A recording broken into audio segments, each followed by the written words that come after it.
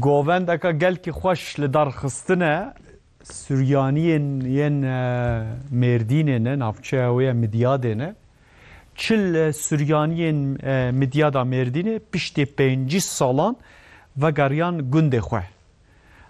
Îca ji bo wan jî şahiyanek hate li darxistinê heta nan hat bi hevdûra hate xwarinê piştê xwarinê jî hinek axaftin hatin gotinê dawiyê de jî bê dîlan bê govend çê nabe.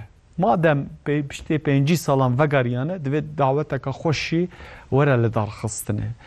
Di wextê dawetê de vê şahiyanê de jî ji bo vegera şahiyê jî şaredarê Midyadê Weysî Şahîn û bi hezar kesî tevlê vê şahiyê bûn. Şahiya wan hin xweştir bû. Deka werin em herin şahiyana wan temaşe bikin. Nêzê 5 sal berê koçê Ewropayê kiribûn. Piştê demeke dirêj vegerkan gundê xwe ayîn verdi. Ji bo vegera wan jî şahiya xêrhatinê hat li derxistin. Ciwan, pîr û kalketin mirêhev û govend gerandin.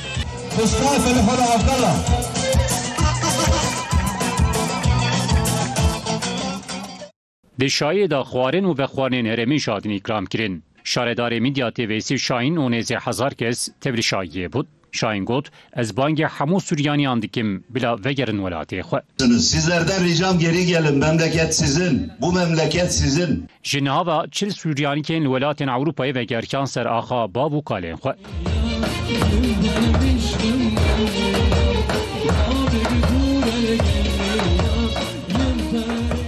Ev gundê me eva 45 sala gomçûna ji va dera dilê me ser gundê xwe ya em vegerihan em îro qedera çil malê nû me çêkirina li va dera û xelkê me hemûl derve ya çar pênc ailê me hebûn li va dera piştî wana em vegerihan em tiştê wilo çê dikin. Gelek baş e ez dikarim bêjme te yanî gelek baş e xelkê me hemû hatin vir ez bêjim xêr hatin û ser sera ser çava hatin. Hin ji wanan ji xwe re xaniyên nû çêkirin, hin ji wanan jî xaniyên xwe kêm kem restore kirin.